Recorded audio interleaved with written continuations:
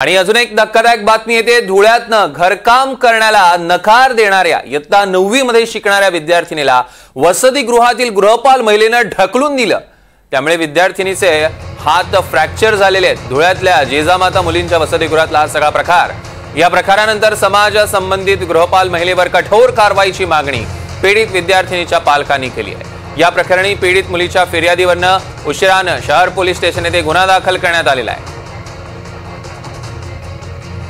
घरकामाला नकार दिल्याने विद्यार्थिनीला मारहाण, गृहपाल महिलेनं बेदम मारहाण केल्याचं समोर आलेलं आहे आणि यात या मुलीचा हात फ्रॅक्चर झालेला आहे। दृश्यांमध्ये आपण बघू शकतो धुळ्यातला प्रकार आहे। जिजामाता मुलींच्या वसतिगृहातला हा सगळा प्रकार। कामाला नकार दिल्यानं या मुलीला बेदम मारहाण करण्यात आली। नागिंद मोरे आपले प्रतिनिधी आपल्या सोबत जोडले गेले। नागिंद, नेमकं काय घडलंय? नक्कीच सौरभ, दिनांक 7 तारखेची ही घटना आहे। एक जी पीडित मुलगी आहे ती जिजामाता कन्या शाळेत शिकायला आहे आणि त्याच ठिकाणी ती हॉस्टेलमध्ये देखील राहिला आहे।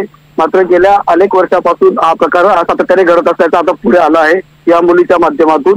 ही 14 वर्षीय ही पीडित विद्यार्थिनी आहे आणि वसतिगृहामध्ये असलेल्या टॉयलेट असेल, बाथरूम असेल किंवा जे काही रेक्टर आहे जे सर्व मुलींना सांभाळते, तिच्या घरचं अजून असं जे काही काम असेल हे करण्यासाठी ही या मुलींना वारंवार सांगत असते। असा देखील गंभीर आरोप जे ही पीडित मुलगी आहे तिने केलेला आहे आणि ही घटना अत्यंत निंदनीय म्हणावं लागेल। अवघ्या 14 वर्षीय मुलीला देखील या ठिकाणी मारहाण केल्याचा देखील तिच्या पालकांनी या ठिकाणी आरोप केलेला आहे। 7 तारखेची घटना असेल आणि या संदर्भामध्ये काल रात्री उशिरा या ठिकाणी गुन्हा दाखल झालेला आहे। पालकांनी आक्रमक भूमिका घेतल्यानंतर या ठिकाणी पोलिसांना या ठिकाणी गुन्हा दाखल करावा लागला आहे। यामध्ये विद्यार्थिनीचा हात देखील फ्रॅक्चर झाल्याची माहिती आपल्याला समोर येत आहे। नुकतंच तिथं काल या संदर्भामध्ये ऑपरेशन देखील झालं आहे आणि सध्या ती मुलगी जी आहे ती धुळ्यातील भाऊसाहेब हिरेवई वैद्यकीय महाविद्यालयामध्ये उपचार घेत आहे।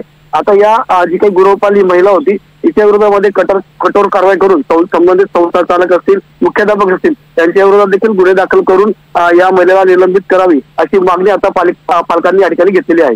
सौरभ, निश्चितच नागिंद, या संदर्भातले अधिकचे अपडेट्स घेऊ। तुर्तास धन्यवाद।